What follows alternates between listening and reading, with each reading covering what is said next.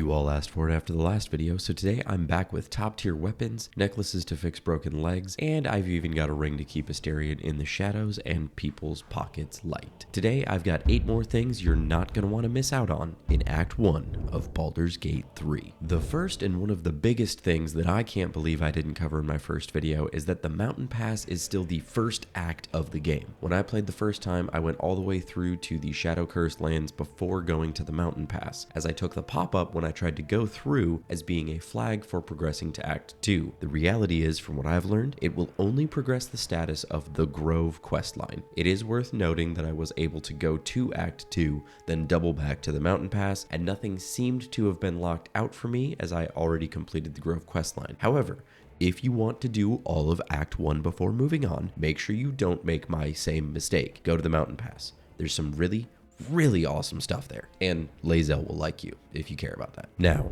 just a little bit to the southwest of Waukeen's Rest is the entrance to the Mountain Pass. There is an encounter here with a Githyanki that goes by the name Kith'rak Voss. He has an extremely powerful sword, especially for a Githyanki like Lae'zel, known as the Silver Sword of the Astral Plane. You can come up sneakily to this ledge above them and repeat the command drop trick from the Nautilite ship, though on Tactician, Shadowheart was getting a whopping 12% chance to drop it, and it took several tries as he will immediately leave once you show aggression towards them, so a save scum is likely here if you really want it. It's worth noting that if you have a fighter or other martial with disarming strike ability, you can turn them invisible and close in for a higher percentage chance on a strength save, or use heat metal if you have a bard or druid, forcing a con save for a higher percentage of success. I will also say that this weapon can be a little cracked for an Act 1 thing, as this weapon is actually usually obtainable through normal means in the final act of the game. If this is your first playthrough, you may want to skip this one to preserve a little bit more balance, but I thought it was a fun thing to point out as being possible for those of you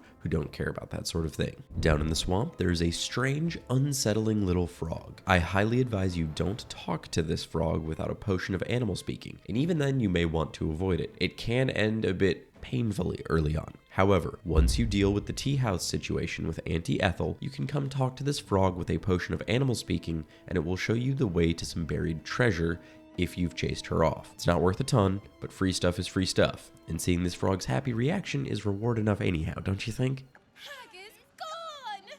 Happy! Come on.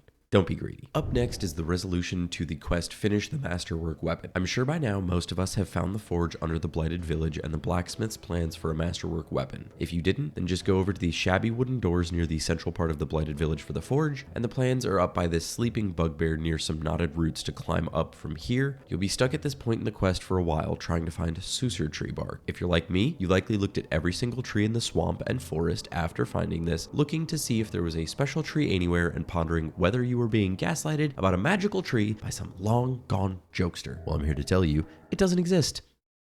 I'm just kidding. It's in the Underdark. Past the Myconids and the beach area lies the Sussur tree, which is also where you need to go anyhow for part of a broken staff I featured in the last video. Once you collect the bark, you can take it back to the Blighted Village forge. Once there, light up the forge, toss the bark into the forge, and then throw a regular dagger, greatsword, or sickle into it to turn it into a weapon that silences on hit. Just a PSA for the dagger. It does not silence on hit if you throw it, and throwing it and hitting a target will just delete the dagger from existence, it seems, when I tested it. So, just make sure you keep that thing in your hands. Firmly grasp it! Up in the north, on the Risen Road, lies the burning tavern of Waukeen's Rest, pillaged by the goblins at the goblin camp and left burning. When you arrive here, you'll be faced with the choice of busting in to save some people. If you do, and go through the main entrance, there's a room right as you reach the second floor that is engulfed in flames, and in the back there is a gilded chest that is locked. If you down a potion of fire resistance, you can get back there to lockpick it very safely. Otherwise, if you long rest, the flames will die down and the chest will be broken, leaving the loot safely on the ground. Inside this chest is a two-handed maul called Hamarhraft, which deals 1d4 thunder damage whenever you land from a jump, and even when you miss, you deal strength modifier of bludgeoning damage. A solid weapon for sure, and also one that can be used in some pretty hilarious jump-focused builds if you're looking for some silliness. Just be sure, if you don't want people to burn to death, maybe go save them first before you go looting the place or watching your Selenite girlfriend and Githyanki girlfriend fight over who trusts the other one less. Continuing on with our weapon themes, we have a fantastic sword that can easily be missed depending on how you get down to the Underdark. Down in the Underdark, up on this ledge located here on the map, is a longsword in a stone named